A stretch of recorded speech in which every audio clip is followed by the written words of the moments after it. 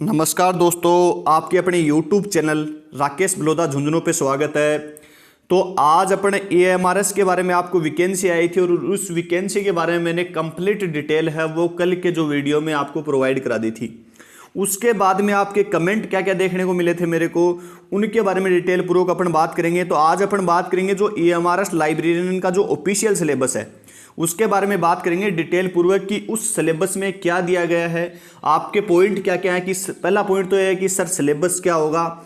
दूसरा पॉइंट ये है कि सर सिलेबस में कौन कौन से पॉइंट शामिल हैं, क्योंकि मैंने सिलेबस है वो मेरे एप्लीकेशन पर, टेलीग्राम पर, व्हाट्सएप पर हर जगह उपलब्ध करवा दिया, लेकिन आपको समझ नहीं आया है। मैं आपको इस वीडियो में कंप्लीट सिलेबस को समझाने की कोशिश करूंगा। और इसके साथ ही सर चयन प्रक्रिया क्या होगी, सर हिंदी और इंग्लिश को शामिल किया गया है क्या, या सर कौन से पार्ट से कितने क्वेश्चन आएंगे, या लाइब्रेरी साइंस का पार्ट का वेटेज कितना रहेगा। इस प्रकार के सारे क्वेश्चनों को अपन बात करेंगे। सर अपन कहाँ से पढ़ें, क्या पढ़ें, या सर ऑनलाइन कोर्स लें या नहीं लें, तो इनके बारे में अपन डिटेल पूर्वक चर्चा इस वीडियो में करेंगे। जितने स्टूडेंट बने हुए हैं, मेरी एक ही गुजारिश रहती है, वीडियो को लाइक आप ना कीजिए, कोई दिक्कत नहीं है, लेकिन अपने सभी दोस्तों के साथ शेयर जरूर कर दिया करो ताकि वो जानकारी सभी के पास पहुंच जाए। अब अपन बात करेंगे इसमें पूरी कंप्लीट सिलेबस की कि जो AMRS लाइब्रेरियन का सिलेबस क्या है, उसका पैटर्न क्या रहेगा, किस प्रकार के लेवल के सर क्वेश्चन आते हैं और किस प्रकार से हमें उसके बारे में जानकारी होनी चाहिए। तो आपको सभी जानकारियां हैं मैं इसी वीडियो में प्रोवाइड कराने की कोशिश करूंगा। मैं ऐसा एक भी पॉइंट नहीं छोड़ता जिसको कमेंट मेरे को देखने को मिले, क्योंकि मेरे के वीडियो के नीचे कमेंट बहुत कम देखने को मिलते हैं स्टूडेंट के, क्योंकि मैं सभी डाउट है एक ही वीडियो में क्लियर कर देता हूं। अपन बात करते हैं इसमें आगे। तो ये आपको पता होगा कि अपना राकेश बड़ौदा झुंझुनू जो एप्लीकेशन है इसको आप डाउनलोड कर लें, ताकि आपको सारी सूचनाएं वहां पर भी आपको प्रोवाइड होती रहती हैं। टेस्ट सीरीज के बारे में या किसी भी प्रकार की आप लाइब्रेरियन की तैयारी कर रहे हो, चाहे बिहार, हरियाणा, राजस्थान, MP, UP, चाहे किसी भी प्रकार की राजस्थान की लाइब्रेरी है अभी आने वाली है, तो इसके बारे में भी वहां पे सूचना आपको प्रोवाइड होती रहती है। अपन थोड़ा सा स्क्रॉल करके आगे चलते हैं। तो ये यहाँ पे देख सकते हो अपना नया लोगो आ गया है। इसके बाद अपन थोड़ा सा पहले स्क्रॉल कर लेते हैं और पहले अन्य जानकारी ले लेते हैं, उसके बाद सिलेबस के बारे में जानकारी लेंगे। ये जो अपना सिलेबस है, ये सिलेबस है लाइब्रेरियन का। आपको ऊपर TGT लिखा है लेकिन इसको छोड़ देना है। ये आपका सिलेबस है किसका, लाइब्रेरियन का, जिसमें लगभग आपके, सबसे पहले तो मैं आपको बता देता हूं कि लगभग आपका 120 नंबर का OMR बेस्ड टेस्ट होगा और प्लस 30 नंबर का आपका लैंग्वेज टेस्ट होगा। 30 नंबर का क्या है, लैंग्वेज टेस्ट होगा। टोटल समय कितना दिया जाएगा आपको, 3 घंटे का समय दिया जाएगा। 3 घंटे यानी कि 6 दूनी 12, 36, 18, 180 मिनट का समय इसमें आपको दिया जाएगा। ये ध्यान रखना है। 120 प्लस 30 का आपका टेस्ट होगा। 120 में क्या होगा, 30 में क्या होगा, अपन सबसे पहले तो इनकी थोड़ी सी बात कर लेते हैं। तो सबसे पहला पॉइंट ये है कि आपका जनरल अवेयरनेस। तो आपको पता है कि जीके ऐसी कोई एग्जाम नहीं है जिसमें नहीं पूछा जाए। तो सबसे पहला पॉइंट ये है कि जो जीके से संबंधित क्वेश्चन होंगे वो आपके 10 क्वेश्चन होंगे। मैं आपको लिख देता हूं सामने, 10 क्वेश्चन होंगे, 10 नंबर के होंगे। पूछा क्या जाएगा, तो जनरल जो करंट अफेयर दे रखा है और संबंधित पॉइंट से पूछा जाएगा। तो सबसे पहले मैं बता देता हूं कि करंट अफेयर से संबंधित खेल की किसी भी टॉपिक को नहीं छोड़ना है, क्योंकि हमेशा क्वेश्चन पूछे जाते हैं। और करंट जितना याद हो और जो सामान्य जानकारियां हो, क्योंकि जीके का कोई निचोड़ नहीं है, कितना है कितना नहीं है, जो सामान्य जानकारी है वो पढ़ लो आप, ताकि 10 में से आपके कोई 5 या 6 क्वेश्चन के आसपास सही होने की संभावना हो जाए। पहली पॉइंट को अपन यहीं पे खत्म करते हैं, क्योंकि जीके का कोई निचोड़ नहीं है। दूसरा पॉइंट अपने सामने है कि जर्नल एबिलिटी, यानी कि रीजनिंग से संबंधित है। कि रीजनिंग एबिलिटी है जो सामान्य रीजनिंग होती है। सामान्य रीजनिंग यानी कि बैंकिंग लेवल की नहीं, सामान्य रीजनिंग। सामान्य रीजनिंग में मैं टॉपिक तो देखो इनको पढ़ूंगा नहीं, क्योंकि पजल है, ये सारी आपको बात पता है, डाटा स्ट्रीफाई क्या है, या इससे संबंधित बेस से संबंधित क्वेश्चन पूछे जाएंगे, या जो ब्लड रिलेशन है, या कोई भी सीरीज से संबंधित क्वेश्चन है, डायरेक्शन टेस्ट है, दिशा का टेस्ट पूछ लिया जाएगा। तो इस प्रकार के जो सामान्य क्वेश्चन है ये आपको सारे पॉइंट देख लेने हैं। तो मेरा मानना ये है, क्योंकि देखो हर एग्जाम में आपको ध्यान रखना है, रीजनिंग में कम से कम 22 से 23 टॉपिक होते हैं पूरे जुड़े हुए, और उन 22-23 टॉपिक को पूरे पढ़ लेना, घड़ी, कैलेंडर वगैरह वगैरह वगैरह सबको, क्योंकि क्वेश्चन वहीं से भी आते हैं। न्याय निष्कर्ष वाला टॉपिक भी पढ़ लेना। इनका मत मानना, मैं जो बता रहा हूँ आपको वो ध्यान रखना है, क्योंकि वेन डायग्राम यहाँ पे दे रखा है, और वेन डायग्राम में आपको पता है कि लगभग 3 टॉपिक शामिल होते हैं आपके पजल में। 3 टॉपिक होते हैं, या आप डायरेक्शन टेस्ट मान लो, डायरेक्ट ब्लड टेस्ट मान लो, ये सारे क्या है कि इनमें लगभग में 2-2, 3-3 टॉपिक होते हैं। तो रीजनिंग आप पढ़ोगे तो बहुत आसान है, कोई दिक्कत नहीं है। 10 नंबर की आपकी रीजनिंग आएगी और 10 में से आपको 10 लेके आने हैं टोटल, यानी कि पूरे में से पूरे सही करने हैं रीजनिंग में। एक कोई क्वेश्चन गलत हो जाए तो कोई बड़ी बात नहीं है, लेकिन 10 में से 10 लेके आने। आप सोचोगे सर 10 में से 10 नहीं आते हैं, तो थोड़ी सी अच्छी जरूर मेहनत करना। हम भी टेस्ट करवाने की कोशिश करेंगे, आगे आपको पूरी डिटेल बताएंगे। इसके बाद सबसे बड़ा पॉइंट आपके लिए है कि नॉलेज ऑफ IT। कंप्यूटर के बारे में आपको सामान्य ज्ञान होना चाहिए, सबसे पहले सामान्य ज्ञान होना चाहिए। लेकिन यहाँ पे आपको प्लस पॉइंट क्या है, इसको ध्यान रखना। प्लस पॉइंट ये है कि जो आपकी एक यूनिट, यानी कि एक जो आपकी यूनिट है वो आपके ऊपर लाइब्रेरियन के सिलेबस में भी दी गई है। तो सबसे पहला प्लस पॉइंट आपके लिए है कि 10 नंबर से तो यहाँ का, और लगभग आप मान के चलो कि 20 नंबर एक यूनिट ऊपर है, तो लगभग 30 नंबर का जो कंप्यूटर है वो आपके लाइब्रेरी साइंस में पूरे पेपर में आपका पूछा जाएगा। तो कंप्यूटर में क्या पढ़ना है मैं वहाँ पे बताऊँगा अच्छे से कि फंडामेंटल ऑफ कंप्यूटर। सामान्य जानकारियां कहां से स्टार्ट करनी है कि जो कंप्यूटर का परिचय है, कंप्यूटर शब्द क्या है, लैटिन भाषा के कंप्यूटर शब्द से बना है, जिसका सामान्य अर्थ गणना करना होता है। क्योंकि कंप्यूटर भी हम हमारे सब्जेक्ट में पढ़ाते हैं बच्चों को। कंप्यूटर के सामान्य परिचय से लेकर सामान्य परिचय क्या है, उसके बाद उसकी पीढ़ियां क्या है, टाइप ऑफ कंप्यूटर क्या है। कंप्यूटर को दोनों प्रकार से पढ़ना है कि पुस्तकालय में उद्देश्य के आधार पर और आकार के आधार पर दोनों को पढ़ना है कि डिजिटल एनालॉग क्या है। या इसके बाद अपन बात कर लेते हैं कि सभी कंप्यूटरों को अच्छे प्रकार से पढ़ के जाना है कि एनालॉग क्या है, डिजिटल क्या है, हाइब्रिड क्या है। बाद में अपन आकार की बात पे बात करें तो मिनी क्या है, माइक्रो क्या है, सुपर क्या है, मेन फ्रेम क्या है। इन सभी को आपको पढ़ के जाना है, क्योंकि यहां से बहुत सारे क्वेश्चन आते हैं। जैसे पेट्रोल पंप पर किस प्रकार का कंप्यूटर काम में ले जाता है, घड़ी में किस प्रकार के कंप्यूटर का प्रयोग किया जाता है, या वैज्ञानिक दृष्टिकोण से किस प्रकार का कंप्यूटर का प्रयोग किया जाता है, या भारत में पहला सुपर कंप्यूटर कौन सा था, विश्व में सुपर कंप्यूटर कौन सा था। या अपन बात कर लेते हैं कि कंप्यूटर में किसी प्रकार के क्वेश्चन है वो वहां से पूछना है। इसके बाद इनपुट आउटपुट युक्तियों के बारे में पूछना है। कई बार तो नेटवर्किंग में इतने सिक्योरिटी के बारे में, सिक्योरिटी में क्या होता है कि आपका दो प्रकार की सिक्योरिटी पूछी जाती है, एक तो कंप्यूटर सिक्योरिटी और एक नेटवर्क सिक्योरिटी। कई बच्चों को नहीं पता होगा कि कंप्यूटर सिक्योरिटी जैसे स्पैमवेयर क्या है या ट्रोजन हॉवर क्या है। ये क्या है कि आपके वायरस हैं, इन वायरस को रोकने के लिए इस प्रकार का जो कई बार उपयोग किया जाता है कि जो वायरस वो कौन कौन से होते हैं। तो इन वायरस को पढ़ना है आपको। वायरस अलग होता है और वायरस के अलावा ये पार्ट होते हैं, जैसे ट्रोजन हॉवर है, बैकडोर है, रूट किट है। ये आपके क्या होते हैं कि सिक्योरिटी में जैसे वायरस है, इन प्रकार को रोकने के लिए किस प्रकार की सिक्योरिटी, जैसे फायरवॉल का उपयोग किया जाता है। तो फायरवॉल एक सामान्य क्वेश्चन आ गया था DSSB में, शायद मेरे को ध्यान है कि फायरवॉल सॉफ्टवेयर होता है या हार्डवेयर होता है। तो इसमें दोनों ऑप्शन दिए गए थे, ए और बी, और लास्ट में था इनमें से कोई नहीं। तो जो फायरवॉल होता है वो आपका हार्डवेयर भी होता है और वो आपका सॉफ्टवेयर भी होता है। तो ये ध्यान रखना। इंटरनेट से भी सारे क्वेश्चन आएंगे। जो वीडियो को देख रहा है एक बार लाइक कर देना, बस सभी दोस्तों के साथ शेयर कर देना। इंटरनेट में क्या पूछा जाता है, इंटरनेट में सामान्य जानकारी से लेकर ARPANET से लेकर जो सबसे पहले ध्यान रखना कि ARPANET क्या था, ARPANET का प्रयोग कहां हुआ। इसके बाद भारत में जैसे 1995 में इंटरनेट सेवा प्रदान की गई। लेन मेन क्या होता है, टोपोलॉजी क्या होती है, या OSI मॉडल से भी कई बार आपके क्वेश्चन पूछ लिए जाते हैं। OSI मॉडल को भी थोड़ा सा ध्यान रखना है, क्योंकि इससे भी कई बार क्वेश्चन पूछ लिए जाते हैं कि OSI मॉडल की कौन पूछते हैं, डीप तो नहीं जाते। उसमें 7 लेयर होती हैं, 7 लेयर में पूछ लेते हैं कि लेयर कौन सी होती है, आपकी 7 लेयर होती है। कौन सी होती है, डाटा लिंक लेयर क्या होती है, नेटवर्क लेयर क्या होती है, ये सारी आपकी उसमें लेयर होती है। तो इनके बारे में कई बार आपका पूछ लिया जाता है। कंप्यूटर के बारे में अपन वहाँ पे थोड़ी अच्छी बात कर लेंगे, थोड़ा सा इधर उधर हो गया। इसके बाद टीचिंग एप्टीट्यूड, इसको टीचिंग एप्टीट्यूड को भी थोड़ा सा आप अच्छे से कोई किताब से पढ़ लेना। एक राजस्थान में यदि बच्चे तैयारी कर रहे हैं तो अपने धीर सिंह दबाई है, हमारे झुंझुनू गई, तो उनकी अच्छी टीचिंग एप्टीट्यूड की किताब आती है। तो वो थोड़ा सा आप शिक्षा मनोविज्ञान टीचिंग एप्टीट्यूड से संबंधित ये नीचे पॉइंट दिए गए, इन पॉइंटों को थोड़ा थोड़ा देख लेना, क्योंकि जिनमें आपको पूरे में से पूरे कंप्यूटर में आपको 10 में से 10 नंबर लेके आना है। 10 में से 10 आप नंबर लेके आओगे तो आपका क्या कि बेड़ा पार हो जाएगा। ये ध्यान रखना। कंप्यूटर, रीजनिंग और टीचिंग एप्टीट्यूड, क्योंकि जनरल में जीके में किसी के नहीं आएंगे 10 से 10, 5 आ जाएं तो भी बहुत अच्छी बात है। इस प्रकार से आपका कुल कितने नंबर का पॉइंट होगा, ये आपका लगभग 40 नंबर का। कितना हो गया, 40 नंबर का, और 80 नंबर का आपके पास क्या होगा, लाइब्रेरी साइंस होगा। इस प्रकार से आपका कुल 120 नंबर का जो पेपर होगा OMR based test, OMR based test होगा आपका कुल कितने नंबर का, 120 नंबर का। इसके बाद आपका 30 नंबर का क्या होगा वो आपको बता देता हूं। 30 नंबर में आपको देखना है कि नंबर की आपकी जनरल हिंदी आएगी, जिनमें ये पॉइंट दिए गए, ध्यान रख लेना। समास, संधि, विलोम, पर्यायवाची, सामान्य अशुद्धियों के बारे में, कौन सी अशुद्धि है, वाक्यों के शब्द, मुहावरे।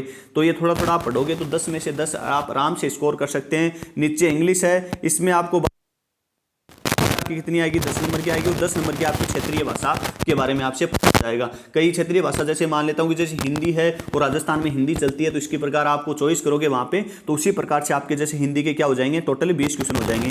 तो इस प्रकार से ये आपका क्या है, मार्क्स है। टोटल 30 नंबर के होंगे, और 30 नंबर में से आपको क्वालिफाई करना आवश्यक है। क्वालिफाई में से यानी कि 10 में से आपको 4 नंबर लेके आना आवश्यक है। 4 नंबर लेके आना आपका आवश्यक है। ये पॉइंट आपके रह गए, यानी कि 12, 30 में से आपको 12 नंबर लेके आने, 40% लेके आने सभी के लिए आवश्यक है। ये आपके पॉइंट हो गए पेपर के कि सर पेपर कितने का होगा, 150 का होगा, कितने घंटों में होगा, 3 घंटों में होगा, क्या क्या सर पूछा जाएगा, ये हो गए। अब अपन बात करते हैं कि लाइब्रेरी साइंस में, क्योंकि लाइब्रेरी साइंस का जो पार्ट है वो थोड़ा बड़ा है और मैं प्रत्येक पॉइंट को अच्छे से समझाने की कोशिश करूंगा। प्रत्येक पॉइंट को एक अच्छे से समझाएंगे, क्योंकि आपको पता है कि पढ़ाने का एक्सपीरियंस लगभग 5 साल तक का है और 5 साल में आपको पता है कि सारा कुछ मटेरियल हमारे सामने आ जाता है कि किस टॉपिक से क्या पूछा जाता है और किस टॉपिक को टीचर नहीं पढ़ाते हैं। ये भी हमारा अनुभव है, क्योंकि कई टॉपिक हैं जिनसे क्वेश्चन बार बार आते हैं लेकिन टीचर उनको नहीं पढ़ा पाते हैं। मैं आपको थोड़ा सा अच्छे से बताऊंगा, क्योंकि पहला ही टॉपिक है और बहुत सारी कोचिंग इंस्टीट्यूट में और कहीं भी यूट्यूब पे नहीं मिलेगा हमारे सिवा। हमने यूट्यूब पे डाल रखा और पूछा क्या जाता है वो भी बताएंगे साथ साथ। तो एक बार थोड़ा सा वीडियो को अच्छे से देखना, जो वीडियो देख रहा है पूरा देखना, क्योंकि सिलेबस पढ़ने में और समझने में बहुत अंतर होता है। सबसे पहली यूनिट है आपकी, पहली यूनिट भी है आपकी फाउंडेशन ऑफ लाइब्रेरी। अपन बात कर लेते हैं कि पहला पॉइंट आपकी सभी अपन क्लियर करते चलेंगे। तो आपका पहला पॉइंट यहां पे देखना है, इसको मैं थोड़ा सा ऐसे कर देता हूं। पहला पॉइंट आपका है कि library as a social institution, यानी कि पुस्तकालय के सामाजिक संस्था। पुस्तकालय की सामाजिक संस्था जो सभी वर्गों को समान शिक्षा प्रोवाइड कराती है, चाहे वो किसी भी धर्म का हो, किसी भी जाति का हो, कहीं से भी हो उनको, चाहे वो किसी भी प्रकार के ग्रंथ हो, बाइबल हो, गुरु ग्रंथ संहिता हो, कुरान हो, गीता हो, सभी प्रकार के ग्रंथों से उनको समान शिक्षा प्रोवाइड कराता है। कौन? यानी कि पुस्तकालय के सामाजिक संस्था जो सभी को। अब एक पॉइंट यहां से आता है नीचे, इसमें पूछ लिया जाता है पुस्तकालय एक सामाजिक संस्था है, लेकिन वो किस प्रकार की शिक्षा प्रोवाइड कराता है? 2 प्रकार की शिक्षा प्रोवाइड कराता है। जैसे अपन शिक्षा 2 प्रकार की होती है, औपचारिक और अनौपचारिक। तो पुस्तकालय एक आपको अनौपचारिक शिक्षा प्रोवाइड कराता है। ये पूछा जाता है कि निम्न में से किस प्रकार की शिक्षा से संबंधित पुस्तकालय जुड़ा हुआ है? तो अनौपचारिक। एक पूछा जाता है कि पुस्तकालय को समाज का कहा जाता है। ऑप्शन में आते हैं, कई 4 ऑप्शन दे देता है। जैसे पुस्तकालय को समाज का दर्पण कहा जाता है। क्या कहा जाता है? दर्पण कहा जाता है। इसके बारे में अपन हमारी कोचिंग में पूरा मैटर है वो करवाने की कोशिश करते हैं, क्योंकि पुस्तकालय समाज से संबंधित क्वेश्चन पूछे जाते हैं। क्योंकि पुस्तकालय एक सामाजिक संस्था, आपको पता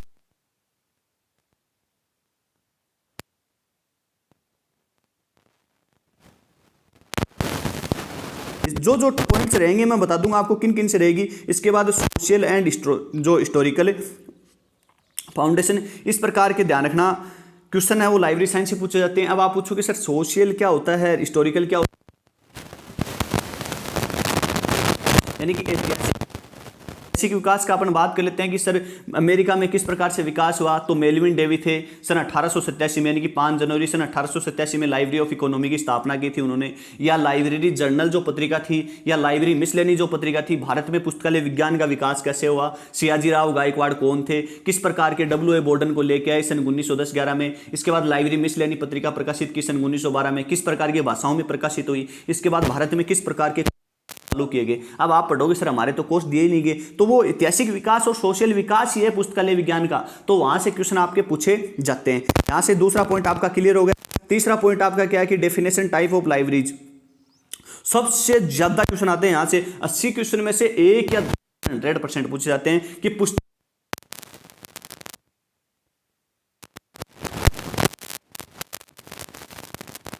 लाइब्रेरी होती है तो उनके बारे में। 3 ही प्रकार की लाइब्रेरी होती हैं। कई कोचिंग वालों को तो ऐसे भी नहीं पता कि जो सार्वजनिक पुस्तकालय होते हैं उनसे अलग ले लेते हैं किसको, सार्वजनिक पुस्तकालय में ही शामिल कर दिया गया। तो ये ध्यान रखना कि जो पुस्तकालय के प्रकार हैं उन पुस्तकालय के प्रकार से आपको सभी को अच्छे से पढ़ के जाना है कि सार्वजनिक यानी कि पब्लिक लाइब्रेरी क्या होती है। और इसके बाद अपन बात कर लेते हैं कि विशेष लाइब्रेरी क्या होती है। एक क्वेश्चन आया था थोड़े दिन पहले, कोई एंट्रेंस एग्जाम थी शायद एमलिस की, चिकित्सा पुस्तकालय को किस प्रकार, चिकित्सा पुस्तकालय। इसके बाद अपन बात कर लेते हैं कि जेल पुस्तकालय। इन प्रकार के पुस्तकालयों को निम्न में से किस पुस्तकालय में शामिल किया जाता है? 4 ऑप्शन थे, सार्वजनिक पुस्तकालय, शैक्षणिक पुस्तकालय, विशेष पुस्तकालय, स्पेशल लाइब्रेरी। और इसके बाद अपन बात कर लेते हैं, चौथा ऑप्शन था राष्ट्रीय पुस्तकालय। इस प्रकार के क्वेश्चन आपके पूछे जाते हैं। अगला क्यों पॉइंट दिया गया है, क्योंकि हर एग्जाम में role of UGC for development for academic libraries. जो यूजीसी का क्या पुस्तकालय, जो एकेडमिक लाइब्रेरी हैं, शैक्षणिक पुस्तकालय हैं, उनके प्रति उसका विकास का क्या योगदान रहा। तो विकास का योगदान क्या रहा कि जो यूजीसी है वो जो शैक्षणिक पुस्तकालय हैं, विश्वविद्यालय या पुस्तकालय हैं, इस प्रकार के पुस्तकालय, तो उनको क्या देता है? अनुदान। क्या देता है? अनुदान देता है। अनुदान व ग्रेड देने का कार्य कौन करता है? तो वो कौन करता है? आपका यूजीसी करता है, और यूजीसी ने इसके लिए एक उप विभाग की स्थापना कर रखी है। क्या नाम है उसका? एनडब्ल्यूएसी। मैं बहुत अच्छी तरीके से मटेरियल पढ़ाते हैं, क्योंकि आपको टॉपिक बता रहे हैं। एनडब्ल्यूएसी यानी कि नेशनल असिस्टेंट एंड एक्रीडेंशियल काउंसिल, जिसकी स्थापना कब 1994 में, और जिसका मुख्यालय कहाँ पे? आपका बेंगलुरु में। यह क्या करता है? ये सभी को अनुदान और ग्रेड देने का कार्य करता है। ऐसे तो अब यहाँ पे आ गया एकेडमिक लाइब्रेरी, लेकिन यदि यहाँ पे पब्लिक लाइब्रेरी आ जाता तो पब्लिक लाइब्रेरी के लिए कौन कार्य करता? इसमें सन 1972। ये ध्यान रखना आपको इस प्रकार से। तो इसका पॉइंट क्लियर हो गया। इसके बाद role of library, formal and informal education, मैंने आपको ऊपर बता दिया था कि ये टॉपिक किसके साथ जुड़ा हुआ है। ये टॉपिक इसी के साथ जुड़ा हुआ कि पुस्तकालय में किस प्रकार की सूचना, यानी कि फॉर्मल, औपचारिक, अनौपचारिक शिक्षा प्रोवाइड कराई जाती है, उसके बारे में थोड़ा सा आपको पढ़ लेना है। इसके बाद दूसरे पॉइंट को आते हैं। थोड़ा सा वीडियो बड़ा बनेगा, लेकिन समझ लेना सभी को, यानी कि नॉर्मेटिव प्रिंसिपल, जो normative principle of library and information science, पुस्तकालय विज्ञान के जो सिद्धांत हैं, उन सिद्धांतों से संबंधित आपके क्वेश्चन पूछे जाते हैं। इस सिद्धांत से नहीं आएगा, इस लाइन से क्वेश्चन नहीं आएगा, लेकिन इसके नीचे वाली लाइन से 2 क्वेश्चन बनेंगे। यहाँ से 5 laws of library science. 5 laws of library science में किस प्रकार का पूरा मटेरियल, मैंने डॉक्टर एस आर रंगनाथन का परिचय का एक वीडियो डाल रखा है, कम से कम 20-25 मिनट का। उसमें सारा डॉक्टर एस आर रंगनाथन के बारे में दे रखा है कि 5 लॉज ऑफ लाइब्रेरी साइंस का जो प्रतिपादन, 2 पॉइंट आते हैं आपके। प्रतिपादन थोड़ा सा लिखने में प्रॉब्लम है। प्रतिपादन और एक आता है प्रकाशन। क्या आता है? एक आता है प्रकाशन। एक तो होता है प्रतिपादन और एक प्रकाशन। डॉक्टर एस आर रंगनाथन द्वारा जो पुस्तकालय विज्ञान के 5 सन 1928 में, और उनका प्रकाशन कब किया? तो 1931 में। डॉक्टर एस आर रंगनाथन की प्रथम पुस्तक भी यही थी, कौन सी? जो 5 लॉज ऑफ लाइब्रेरी साइंस। तो इस प्रकार के क्वेश्चन है 5 लॉज ऑफ लाइब्रेरी साइंस से। 500 नियम से आपके क्वेश्चन पूछे जाएंगे कि पुस्तकालय में जो पुस्तकालय सेवाएं होती है, घंटों पर जोर किस में दिया जाता है, या जो अंधे बहरे लोग होते हैं उन पर किस प्रकार की शिक्षा प्रोवाइड कराई जाती है, विस्तार सेवा पे कौन देता है, ओपन शेष सिस्टम पर पुस्तकालय विज्ञान का कौन सा सूत्र जोर देता है, कंप्यूटिंग पर किस प्रकार का कंप्यूटर का प्रयोग किया जाता है, उस पर किस प्रकार का जो सूत्र है 5 पुस्तकालय विज्ञान का वो जोड़ देता है, पुस्तकालय में जो छात्र आते हैं उनका समय बचाएं तो किस प्रकार का सूत्र उन पर जोड़ देता है। इस प्रकार के पॉइंट पूछे जाते हैं। तो इनमें 10-10, 8-8 बातें होती है। मैं पढ़ाने की कोशिश करूंगा यदि। इसके बाद अपन बात कर लेते हैं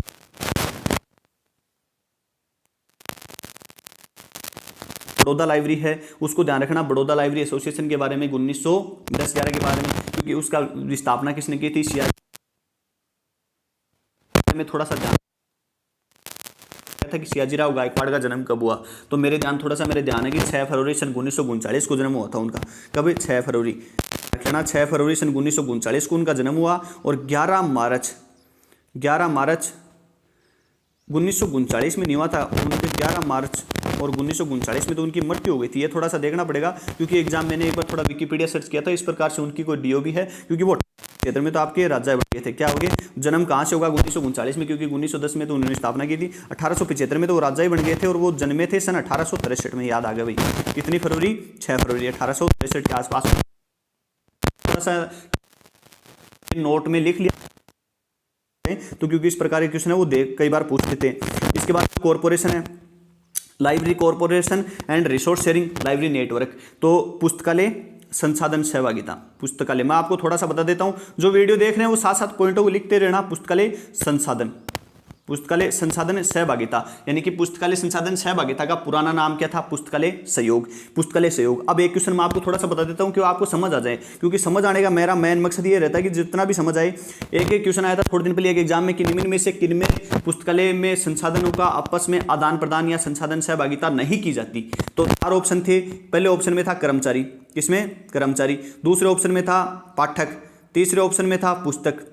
तीसरे ऑप्शन में क्या था? पुस्तक।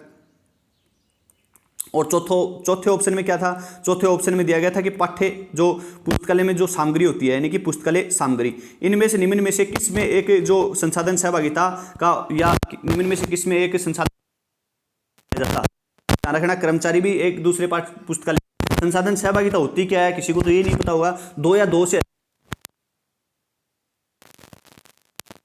प्रयोग करना, वो क्या कहलाता है? संसाधन साझेदारी कहलाती है। तो इसमें किसी भी प्रकार के संसाधन साझेदारी में आपका पाठक होता है, उस पाठक का क्या नहीं कर सकते, आदान प्रदान नहीं कर सकते। जिस प्रकार के पुस्तकालय में पाठक आया है वो वहीं पे पढ़ेगा, जबकि पुस्तक आदान प्रदान हो सकती है, सामग्री हो सकती है और कर्मचारियों का भी क्या होता है, पुस्तकालय संसाधन सहभागिता हो सकती है। तो इस प्रकार के क्वेश्चन है, कई बार पूछ ले जाते हैं। नेटवर्किंग में क्वेश्चन आपके आएंगे क्या, नेटवर्किंग में, तो नेटवर्किंग में आपको ध्यान रखना कि जो नेटवर्किंग है वो ज़्यादा से ज़्यादा क्या कर रहा है, पुस्तकालय संसाधन सहभागिता को बढ़ावा दे रहा है। यानी कि बात कर लेते हैं कंसोर्टिया, और कंसोर्टिया ये नेटवर्किंग में आपको पूछ लेते हैं कि कौन कौन से जो नेटवर्क हैं, तो आपको ध्यान रखना डेल नेट है, इनफिनिटी नेट है। इसके बाद बात कर लेते हैं OCLC, सरनेट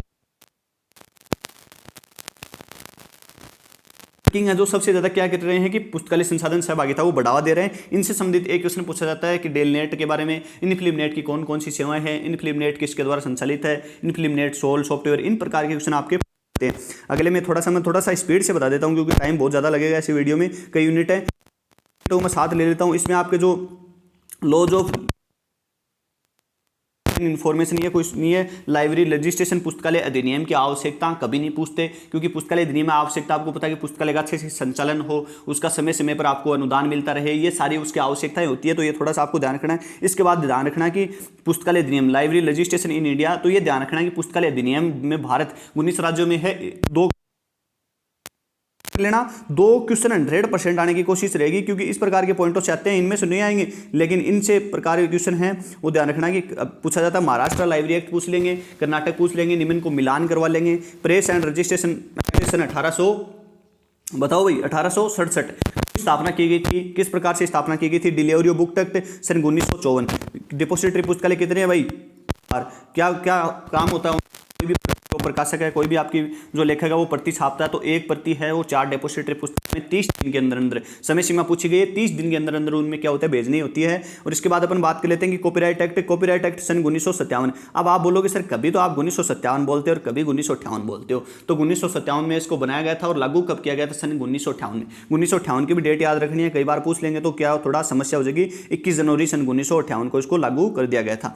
इसके बाद अपन बात कर लेते हैं कि प्रॉपर्टी राइट है, प्रॉपर्टी आपको पेटेंट के बारे में याद रखना है, ट्रेडमार्क के बारे में याद रखना है। इनकी कॉपीराइट, पेटेंट और ट्रेडमार्क, ये तीनों अपने क्या पुस्तकालय में शामिल हैं। वैसे 7 होते हैं, 7 में से अपने पुस्तकालय में 3 शामिल हैं, तो इन 3 को ही पढ़ना है। कि पेटेंट सन 1970 नागपुर महाराष्ट्र में इसका मुख्यालय, समय अवधि क्या होती है कमेंट करके बताओगे। ट्रेडमार्क क्या होता है जिसका मुख्यालय कहाँ पे आपका मुंबई में है, और कॉपीराइट का कहाँ पे आपका दिल्ली में है, नई दिल्ली में है। तो जो ट्रेडमार्क का ध्यान रखना, इसकी सन क्या है, कब बना था, तो सन 1999 में। समय अवधि आप बताओगे, क्योंकि समय अवधि पूछी जाती है नियमित। जो कॉपीराइट के बारे में तो बहुत बार पूछी जाती है कि 60 साल क्या है, 70 साल क्या है, तो इसके बारे में थोड़ा सा मैं वीडियो में आगे बताऊंगा, आपको ये पढ़ाएंगे अच्छे से क्योंकि समय का अभाव रहता है। आगे अपन बात कर लेते हैं कि लाइब्रेरी के बारे में, प्रोफेशन के बारे में, तो ये ध्यान रखना। इस प्रकार के क्वेश्चन आएंगे, सीधा यहाँ से क्वेश्चन आएगा लाइब्रेरियनशिप। अब लाइब्रेरियनशिप के बारे में आपको देखो नाम ही यहाँ पे दे देते हैं कि लाइब्रेरियनशिप एज ए प्रोफेशन, तो इसके बारे में ध्यान रखना कि कई बार डॉक्टर एस सारंगनाथन ने 2-3 शब्दों का प्रयोग किया था। 2-3 शब्द क्या थे, एक तो था लिब्रासिन, तो लिब्रासिन तो डॉक्टर एस सारंगनाथन ने किसके लिए प्रयोग किया था, बुक मोबाइल के लिए। किसके लिए, बुक मोबाइल के लिए, बुक मोबाइल। और एक और कई बार शब्द पूछ लेते हैं कि मोबाइल लाइब्रेरी, मोबाइल लाइब्रेरी, तो मोबाइल लाइब्रेरी के लिए डॉक्टर एस सारंगनाथन किसका प्रयोग, लाइब्रेरियों ने वहील का। और इसके लिए बुक मोबाइल के लिए किसका प्रयोग किया था, लिब्रासिन का। इस प्रकार के क्वेश्चन है वो थोड़े आपके कई बार एग्जाम में पूछ लिए जाते हैं, तो इनको थोड़ा आपको ध्यान रखना है। इसके बारे में आपके जो सबसे ज़्यादा क्वेश्चन आएंगे वो यहीं से आएंगे। प्रत्येक पॉइंट से क्वेश्चन पूछा जाता है, प्रत्येक पॉइंट से कि फीड, इफ्ला, एलए, आईएलए, एएलए, आईस्लिक, एटलिस्ट, इसमें सभी प्रकार के जो ये पॉइंट हैं इनसे एक एक क्वेश्चन आपके 100% पूछे जाएंगे। ध्यान रखना कि कौन इसका अध्यक्ष है, कि किसकी स्थापना की गई, मुख्यालय का है, किस कौन से का क्या प्रकाशन है, कौन सा क्या कार्य करता है। तो 2 और ध्यान रख लेना, वो नीचे दिए गए, इन दोनों से आएंगे, क्योंकि मैंने ऊपर भी बता दिया था आपको। एक तो ये ध्यान रख लेना कि नेशनल लेवल पे RRF है वो क्या क्या कार्य करता है, यानी कि पब्लिक लाइब्रेरी को किस प्रकार के अनुदान देता है। आप बताओगे मेरे को कि 3 प्रकार के अनुदान देता है RRF, कौन कौन से जो विकसित राज्यों को किस प्रकार के देता है, विकासशील को किस प्रकार के देता है। तो ये आप मेरे को बताओगे कि 60-40 है, 40-60 है, 50-50 है विकसित राज्यों के लिए। तो आप ये मेरे को कमेंट करके बताओ, क्योंकि ये नेट लेवल का क्वेश्चन है। यूनेस्को के बारे में आपको पढ़ना है, क्योंकि यूनेस्को का बहुत बड़ा योगदान है पुस्तकालय विज्ञान के क्षेत्र में। इसके बारे में आपको थोड़ा सा ये नीचे वाले भी ध्यान लेना है। पब्लिक एक्टिविटी, जन पब्लिक, यानी कि बात कर लेते हैं कि जो जन पब्लिक के बारे में हो जाएगा, यानी कि विस्तार सेवा, जन एवं विस्तार सेवा, जन पब्लिक एवं विस्तार सेवा। विस्तार सेवा से क्वेश्चन पूछे जाते हैं कि विस्तार सेवा क्या होती है। विस्तार सेवा से संबंधित एक क्वेश्चन मेरे याद रहा है कि एक क्वेश्चन आया था कुछ दिन पहले कि पुस्तकालय प्रदर्शनी निम्न में से किसका एक भाग है, विस्तार सेवा का या एक सेवा जैसे अपन बात कर लेते हैं, कई और पॉइंट दे देते हैं वो सीधा सीधा। तो विस्तार सेवा का क्या होता है, वो भाग होता है। जैसे त्वरित सेवा दे देते हैं, त्वरित सेवा, दीर्घकालीन सेवा, इस प्रकार की सेवा नाम दे देते हैं। तो वो प्रकार के क्वेश्चन इस पूछे जाते हैं लाइक संबंधित। तो इसको थोड़ा ध्यान रख लेना। स्कूल है या यहाँ पे दे रखा है लिटरेसी वाले, तो ये डीएसएसबी में आया था।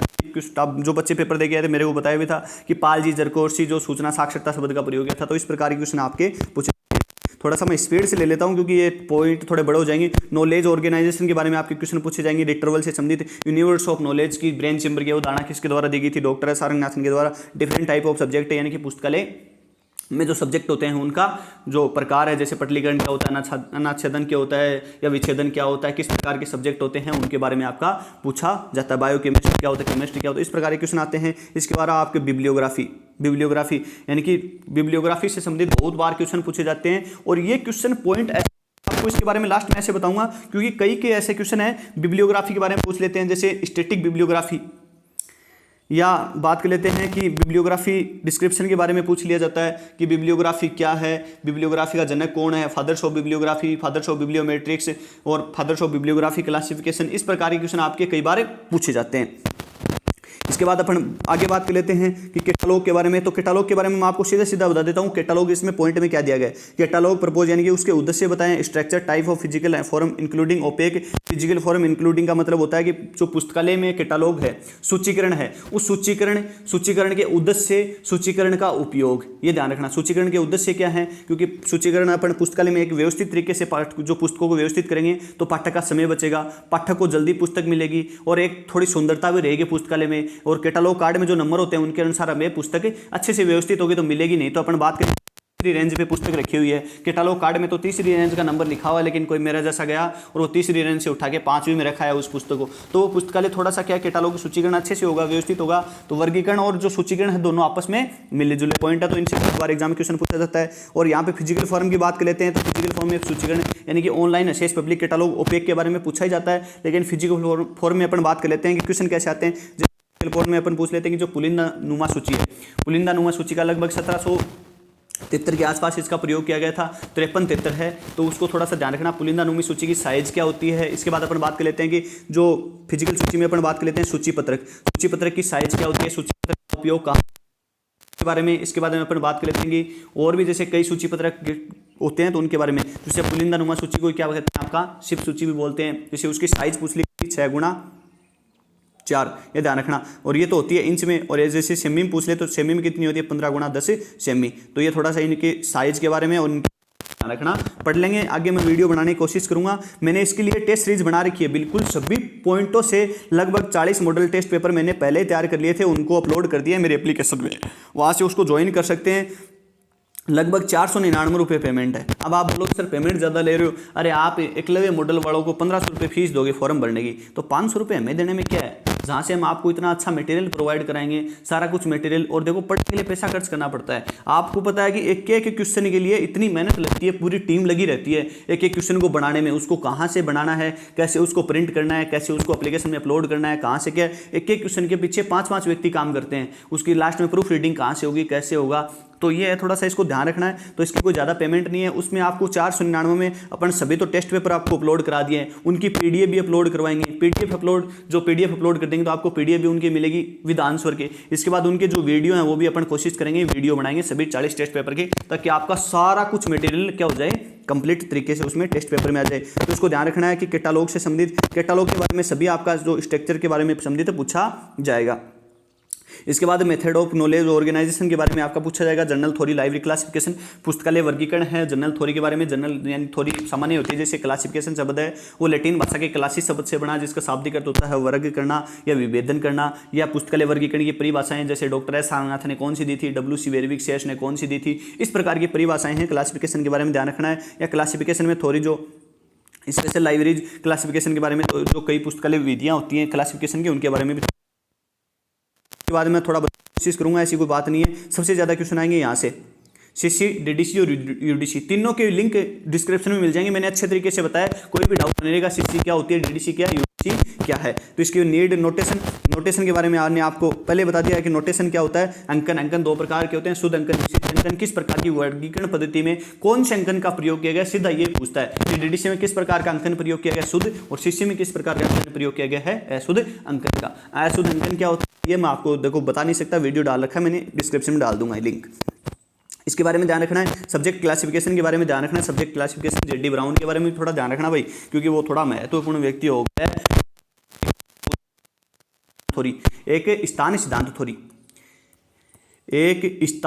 थ्योरी क्वेश्चन आया था किसमें, केवीएस में। क्योंकि देखो मेन शिक्षक वही होता है जो प्रत्येक पॉइंट को और प्रत्येक एग्जाम को देख के चलता है। 5 साल का अनुभव, 6 साल का अनुभव है। प्रत्येक एग्जाम को लगने के बाद जो से पेपर आया, आपसे पहले हमारे पास बच्चे पेपर सेंड करते हैं और पेपर आते हैं उनको देखते हैं किस पॉइंट से किस प्रकार का क्वेश्चन पूछा गया। तो एक स्थान सिद्धांत थ्योरी ये किसमें दी थी, subject classification SC JD brown ने दी थी सन 1906 में। कब, सन 1906 में आपकी इसी क्लासिफिकेशन स्कीम में। अब इसके बाद अपन बात करते हैं, तो इसके बारे में अपन जेडी ब्राउन के बारे में बात करेंगे भाई, पूरी बात करेंगे। इन्फॉर्मेशन टेक्नोलॉजी बेस यानी कि कंप्यूटर का आपका पूरा है। इन्फॉर्मेशन टेक्नोलॉजी यानी कि सूचना विज्ञान से संबंधित आपके क्वेश्चन पूछे जाएंगे। डेफिनेशन पूछी जाएगी। डेफिनेशन कुछ नहीं होती, वो ध्यान रखना, छोड़ देना ऐसे पॉइंटों को, सीधा यहाँ से देखना, और यहाँ पे भी क्या आपका कंप्यूटर, बेसिक कंप्यूटर पूछा जाएगा। बेसिक कंप्यूटर में आपको मैंने बता दिया है कि हार्डवेयर सॉफ्टवेयर के बारे में पूछा जाएगा, उसके विकास, डेवलपमेंट ऑफ कंप्यूटर, यानी कि पुस्तकालय में पूछ लिया जाएगा कि पुस्तकालय में सबसे पहले कंप्यूटर का प्रयोग कहाँ पे किया गया, डेसीडॉग में। ध्यान रखने, भारत में सबसे पहले कंप्यूटर का प्रयोग कहाँ पे किया गया, आईसीआई कोलकाता में सन 1955 में। आप ले जाएंगे तो वो कंप्यूटर से संबंधित है, आपको मैंने बता दिया सारा पहले भी। इसके बाद दूसरा पॉइंट ये आता है कंप्यूटर आर्किटेक्चर ऑर्गेनाइजेशन, यानी का जनक कौन है, तो बताना भाई कंप्यूटर आर्किटेक्चर का जनक कौन है, जो चार्ल्स बेबेज है या जॉन वॉन न्यूमैन है। इसके बाद बताना आपका कि इनपुट आउटपुट डिवाइस है, कीबोर्ड, स्कैनर, सभी पढ़ के जाने हैं। 4 नाम दे देते हैं, छोड़ देते हैं, कीबोर्ड, स्कैनर। क्वेश्चन आता है अलग से ही, अलग जगह प्लॉटर से आता है क्वेश्चन, प्लॉटर का नाम ही नहीं देते हैं, प्लॉटर से क्वेश्चन डालते हैं कि ऐसा क्या है। प्रिंटर भी ऐसे नहीं है कि भाई प्रिंटर पढ़ लिया किस प्रकार का डिवाइस है, प्रिंटर एक आउटपुट डिवाइस है, प्रिंटर से पूरा पढ़ के जाना है। इंक जेंक जो ये प्रिंटर कौन से होते हैं, impact printer, non impact printer. Impact printer में कौन कौन से होते हैं, नॉन इंपैक्ट में जैसे लेजर प्रिंटर होता है, थर्मल प्रिंटर होता है। तो इस प्रकार के प्रिंटर पढ़ के जाने, सबसे बेस्ट प्रिंटर कौन सा होता है। यदि पढ़ के जाओ तो अच्छे से पढ़ के जाओ, और ऐसे टीचर से पढ़ के जाना कि आपका देखते ऐसे लगे हाँ अपना तो हो जाएगा बेड़ा पार। इसके बाद अपन बात कर लेते हैं कि सॉफ्टवेयर से क्वेश्चन भाई 100% पूछे जाएंगे, क्योंकि सॉफ्टवेयर इनसे जो ऑपरेटिंग सिस्टम में भी सारा पढ़ के जाना। एमएस डोस के बारे में अपन बात कर लेते हैं कि एमएस डोस किसने बनाया था, मैक ऑपरेटिंग सिस्टम, एमएस डोस 1981, मैक ऑपरेटिंग सिस्टम सन 1984। इसके बाद अपन बात कर लेते हैं कि मल्टीपल यूजर सिस्टम क्या होता है, सिंगल यूजर क्या होता है। एमएस देख विंडो यहाँ पे दे रखी, विंडो सन 1984 में पहला वर्जन आया। इसके बाद सन 1900 विंडो का 11वां वर्जन कब आया था, सन 2018 में आया था क्या, 2021 में आया था शायद, 2021 के आसपास आया था। लिनक्स क्या है, लिनक्स यानी कि अपन बात कर लेते हैं सन 1991। टोडरवल्स जो ऐसा नाम का व्यक्ति था। यूनिक्स क्या है, सन 1969 जो 80 एंड बी प्रयोगशाला होती है उसमें बनाया गया था ये जो ऑपरेटिंग सिस्टम। तो विंडो जो एंटी है, विंडो एंटी के बारे में भी थोड़ा ध्यान रखना कि विंडो एंटी कौन से सन में प्रकाशित होया था। प्रोग्रामिंग लैंग्वेज में कौन कौन सी होती हैं, 3 प्रकार की भाषा होती हैं, मशीनी के बाद में अपन बात कर लेते हैं कि मध्यम और बाद में उच्च स्तरीय भाषाएं होती हैं। ये भाषाओं को तीनों को आपको पढ़ के जाना। एल्गोरिथम जो इनको छोड़ देना, ये थोड़ा सा डीप लेवल हो जाता है कंप्यूटर में, इतना आप पढ़ भी नहीं पाओगे। एमएस ऑफिस के बारे में पढ़ के जाना है। एमएस ऑफिस में आपको तीनों को पढ़ के जाना भाई, ऑफिस में आपको तीनों को पढ़ के जाना। MS Word, Excel, PowerPoint, तीनों इसमें आ जाते हैं एमएस ऑफिस पैकेज में। डीबीएमएस में आपको जरूर पढ़ के जाना है, क्योंकि इनको डीबीएमएस में ये प्रॉक्सी, ये सीडीएस, आईएस ये पूछ लेना। सन 1985 में राजस्थान लाइब्रेरी में तो ऐसा हुआ इनकी फुल फॉर्म पूछ ली थी, और ध्यान रखना इनकी फुल फॉर्म क्या होती है, ये थोड़ा सा पढ़ के जाना। मैं जो एमएस असेस है तो एमएस असेस को पढ़ना है। सोल सॉफ्टवेयर के बारे में भी क्वेश्चन आ गया था, सोल सॉफ्टवेयर का, इसमें सोल सॉफ्टवेयर का भी क्वेश्चन आया था। पंजाब लाइब्रेरी में मेरा पढ़ाया हुआ था, कई वीडियो डाले गए थे। सोल सॉफ्टवेयर का क्वेश्चन भी आया था कि सोल सॉफ्टवेयर का जो 3rd वर्जन है 3.0, क्या नाम है 3.0, कब प्रकाशित हुआ था, तो इसको ध्यान रखना कि 3rd वर्जन है वो फरवरी 2021 में था। कब, फरवरी 2021 में। इसके बाद कंप्यूटर एप्लीकेशन और लाइब्रेरी इंफॉर्मेशन वर्क के बारे में क्वेश्चन पढ़ने हैं। हाउस कीपिंग के बारे में, जो कम्युनिकेशन टेक्नोलॉजी, सूचना विज्ञान से संबंधित या संचार विज्ञान से संबंधित इनको पढ़ लेना थोड़ा सा, कि सूचना विज्ञान और संचार विज्ञान में नेटवर्किंग बेस्ड कंसेप्ट भी पढ़ लेना थोड़ा थोड़ा, इंटरनेट नेटवर्किंग, क्योंकि आपके वहीं पे भी क्वेश्चन आएंगे और यहाँ पे भी आएंगे। मैनेजमेंट पूरा पढ़ के जाना भाई, मैनेजमेंट जितने भी पॉइंट है एक भी नहीं छोड़ना, कि मैनेजमेंट क्या है, प्रबंधन दो शब्द के से बना है, प्र प्लस बंधन। प्र का अर्थ क्या होता है, बंधन का अर्थ क्या होता है, किसी भी व्यक्ति को उसके कार्य से जोड़ना क्या कहलाता है, प्रबंधन कहलाता है। ह्यूमन रिसोर्स मैनेजमेंट क्या होता है, ह्यूमन रिसोर्स मैनेजमेंट के बारे में अपन बाद में, क्योंकि इसके बारे में अपन इतनी बात नहीं कर सकते वीडियो में। इसके बाद सारा कुछ ये मटेरियल आपको पढ़ लेना कि मोटिवेशनल थ्योरी किसने दी थी, डायनेमिक थ्योरी क्या है,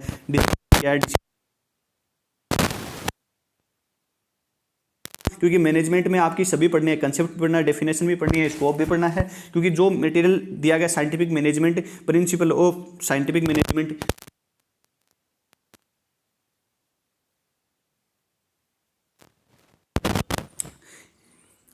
बजटिंग के बारे में, यहाँ से सबसे ज़्यादा क्वेश्चन आते हैं बजटिंग के बारे में, क्योंकि बजट क्या है, बजट ओपन नाम की पुस्तक किसने लिखी थी, किस प्रकार के, जैसे एक मद आधारित बजट होता है, परिसूत्र बजट होता है, निष्पादन बजट होता है, प्लानिंग बजट होता है, या पीबीएस बजट होता है, जीरो बजट होता है, एक जो ध्यान रखना एक मुश्त तो आ गया नाम। तो इस प्रकार के बजट है, ऐतिहासिक बजट है, ये सारे बजट के बारे में जो विधियां होती हैं इनसे हमेशा क्वेश्चन पूछा जाता है कि किस प्रकार का बजट पुस्तकालय के लिए सर्वोत्तम होता है। या जीरो बेस बजट का पूछ लेते हैं कई बार, जीरो बेस बजट है सन 1970 के आसपास किसने बनाया था, कमेंट करके बताओ भाई मेरे को। तो ये इस प्रकार के क्वेश्चन आपके यहाँ से पूछे जाते हैं। अगला क्वेश्चन है पुस्तकालय रिपोर्ट से। एक क्वेश्चन तो आएगा कि पुस्तकालय में रिपोर्ट है वो किस प्रकार की रिपोर्ट तैयार की जाती है। लाइब्रेरी स्टेटिक्स के बारे में पूछा जाएगा। के बारे पर नीचे ले लेते हैं, थोड़ा नीचे भी आपको ध्यान रखना है कि नीचे सबसे पहले प्रोजेक्ट मैनेजमेंट है, पीआरटी सीपीएम। अब ध्यान रखना पीआरटी सीपीएम क्या है, इसके बाद इसको थोड़ा ध्यान रखना शॉर्ट, इस शॉर्ट को भी थोड़ा ध्यान रखना, क्योंकि इसके बारे में हमेशा ध्यान रखना। शॉर्ट के बारे में इसका नाम पूछा जाता है कि जो ये शॉर्ट क्या होता है, स्ट्रेंथ से संबंधित वीकनेस होता है, अपॉर्चुनिटीज होती है, ट्रेड्स होता है। तो ये जो शॉर्ट है ये क्या है आपका एक मोटिवेशनल सिद्धांत है। मोटिवेशनल जो सिद्धांत है वो दिया गया था। और ये शॉर्ट किसके द्वारा दिया गया था, कमेंट करके बताएगा कोई बच्चा मेरे को कि शॉर्ट है जो ये किसके द्वारा आपका दिया गया था। तो इसको ध्यान रखना, अल्बर्ट एस हम्फ्रे। ये कई बार क्वेश्चन पूछा गया, अल्बर्ट एस हम्फ्रे के बारे में सिद्धांत दिया गया था। केली और वोकर वाला सीपीएम वाला थोड़ा ध्यान रखना है। टीक्यूएम का भी ध्यान रखना भाई। Total quality management, total quality management है, इसको जरूर ध्यान रखना, क्योंकि टोटल क्वालिटी मैनेजमेंट जो सिद्धांत था ये था डेमिंग एंड सन 1985 के आसपास एक नेवल एयर कमांडेड में दिया गया था। ये कोई ऐसी नेवी, यूएस नेवी में दिया गया था, वो तो नहीं पूछते, लेकिन कब दिया गया था और किसके द्वारा दिया गया था ये आपको थोड़ा इनके सभी के बारे में ध्यान रख लेना भाई। Theory of social relation management के बारे में अपन बात कर लेते हैं। Principle of management Henry Fayol है, या एक्स वाई थ्योरी है, डगलस मैकग्रेगर है, जेड थ्योरी है, विलियम हिची है। इसके बाद एम्बियो थ्योरी आती है, जैसे एम्बियो थ्योरी भी पीटर ड्रकर के बारे में ध्यान रखना। व्रम थ्योरी भी ध्यान रख लेना, हेरेंसी नीड थ्योरी, ये सभी क्या है पुस्तकालय विज्ञान के सिद्धांत हैं जो प्रबंधन के। तो इनको सभी को थोड़ा सा ध्यान रखना, मैनेजमेंट में आते हैं। और इसके बाद अपन बात कर लेते हैं कि पॉइंट से जिसके सबसे ज़्यादा क्वेश्चन आपके सबसे ज़्यादा क्वेश्चन यहाँ से आते हैं कि पुस्तकालय सेक्शन के बारे में। और ये पूरा जो पार्ट है वो किसका है, पुस्तकालय सेक्शन का ही पार्ट है कि पुस्तकालय सेक्शन में जो पुस्तकालय विभाग होते हैं वो कौन कौन से विभाग होते हैं। और इन विभागों के बारे में आपको जरूर क्वेश्चन पूछा जाता है कि पुस्तकालय में अपन बात कर लेते हैं विभाग कौन से होते हैं। जैसे अधिग्रहण विभाग होता है, या अपन बात कर लेते हैं कि टेक्नोलॉजी विभाग होता है, विभाग होता है। इन सभी विभागों से आपके वेरिफिकेशन क्या होता है, स्टॉक वेरिफिकेशन का भी जो अनुरक्षण विभाग है इसके द्वारा कार्य किया जाता है। स्टॉक वेरिफिकेशन एक साल में कितनी बार होता है। प्रिंटिंग एंड नॉन प्रिंटिंग जो प्रलेख होते हैं इनके बारे में आपका पूछा जाएगा। प्लानिंग के बारे में पूछ लिया जाएगा, प्लानिंग क्या होती है। एमबीओ यहाँ पे आ गया, मैनेजमेंट बाई ऑब्जेक्टिव के बारे में मैंने आपको ऊपर बता ही दिया था। इसके बाद थोड़ा ये देख लेना, क्योंकि लाइब्रेरी बिल्डिंग के बारे में कि लाइब्रेरी बिल्डिंग किस प्रकार की होती है, डॉक्टर एस सारनाथन के द्वारा किस प्रकार का प्रारूप दिया गया था। और ये क्वेश्चन आपके यहाँ पे लगभग मैनेजमेंट से संबंधित पूछे जाते हैं। तो कंसेप्ट ऑफ चेंज के बारे में, change of method, tool, technique, इनसे बारे में आपके लगभग क्वेश्चन पूछे जाते हैं। तो इनको थोड़ा सा ध्यान रख लेना है। इन्फॉर्मेशन सर्विस वाले से भाई ज़्यादा से ज़्यादा क्वेश्चन आने की कोशिश रहेगी, क्योंकि रेफरेंस सर्विस एंड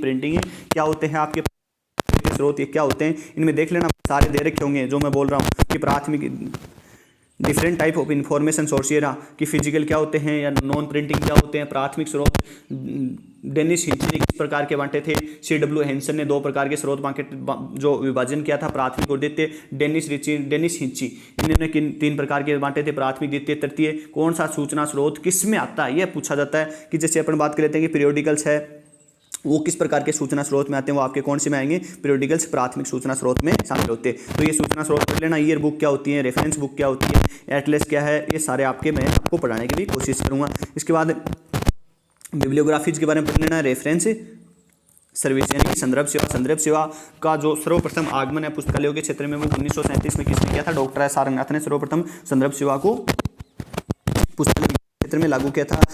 और इसके बाद अपन बात कर लेते हैं इन्फॉर्मेशन वाला भी थोड़ा सा पूरा पढ़ के जाना है भाई। इन्फॉर्मेशन में क्या है, इसकी CDS IS जो ये सॉफ्टवेयर हैं या CS है, ये इसको भी पढ़ लेना। करंट अवेयरनेस सर्विस को भी, SDI को, सिलेक्टेड डिटरमिनेशन इन्फॉर्मेशन को भी थोड़ा सा पढ़ लेना। और इसके बाद डिलीवरी ऑफ डॉक्यूमेंट के बारे में या बिब्लियोग्राफीज के बारे में थोड़ा पढ़ लेना, क्योंकि ये बहुत सारे ऐसे क्वेश्चन है, मैं पढ़ाने की कोशिश करूंगा इनको पॉइंट वाइज पॉइंट। या इन्फॉर्मेशन इससे भी संबंधित है, लाइब्रेरी यूजर से भी थोड़ा सा क्वेश्चन, एक दो क्वेश्चन पूछ लिए जाते हैं लाइब्रेरी यूजर में। ये इतना बड़ा पार्ट नहीं है, इतना ही बड़ा पार्ट है पूरा लाइब्रेरी यूजर का, लेकिन इससे भी एक दो क्वेश्चन आपके बन जाते हैं। कोशिश करूंगा कि कौन कौन से, लेकिन जो मैंने बताए हैं उन पॉइंटों से लगभग आएंगे। पूरे तो लेके 80 में से 80 तो देखो आप ला नहीं सकते, और 80 में से आपको लगभग यदि आप 60 और 65 का स्कोर करते हो तो हम जरूर ये उम्मीद करते हैं कि आप अच्छा स्कोर कर रहे हो। सभी पॉइंटों से हमारी टीम आपको टेस्ट पेपर में मैटर प्रोवाइड कराएगी, ये हमारी गारंटी रहती है। जिसमें हमारे एप्लीकेशन पे, हमारे जो ऐप है उस एप्लीकेशन पे 499 रुपये में पूरी टेस्ट सीरीज दे रखी है 40 मॉडल टेस्ट पेपर की। उनमें आपकी माइनस मार्किंग भी है, 2 नंबर का 1% है। इसके अलावा वहाँ पे आपको PDF प्रोवाइड कराएंगे, PDF के अलावा उनको वीडियो प्रारूप भी प्रोवाइड कराने की कोशिश करेंगे। इसके साथ ही वहाँ पे 99 रुपये में सभी प्रवेश क्वेश्चन पेपर जरूर पढ़ना, क्योंकि आपका वहाँ से क्या है कि मटेरियल क्लियर होगा। और मेरे द्वारा जो पहले राजस्थान लाइब्रेरी में, क्योंकि राजस्थान लाइब्रेरी का ये जो सिलेबस है वो लगभग सेम है, और KVS लाइब्रेरी में लगभग 150 प्लस क्लासें यूट्यूब पे पढ़ी हैं, वो पढ़ लेना आप, तो आपका बेड़ा पार हो जाएगा। और लगभग जो टेस्ट सीरीज है वो वहाँ से भी आप सकते हैं, तो टेस्ट सीरीज को भी थोड़ा ध्यान रखना। और इसके अलावा जो प्रवेश क्वेश्चन पेपर है वो भी मैंने एप्लीकेशन पे अपलोड कर रखे हैं, सिलेबस है मैंने एप्लीकेशन पे डाल रखा है ये। इसके अलावा जो और भी कोई अन्य जो फ्री सिलेबस है या फ्री मटेरियल है, मैंने लगभग कई क्वेश्चनों का फ्री मटेरियल है वो एप्लीकेशन पे अपलोड कर रखा है। तो इस प्रकार का कोई मटेरियल होगा। इसके बाद भी कोई डाउट आपका कि सर ये टॉपिक क्या, तो मेरे को स्क्रीनशॉट लेके और उसको मैंने जैसे डब्बे में बंद किया वैसे पूछ लेना कि सर इस टॉपिक में किस प्रकार का मटेरियल आता है, तो वह आपको बताने की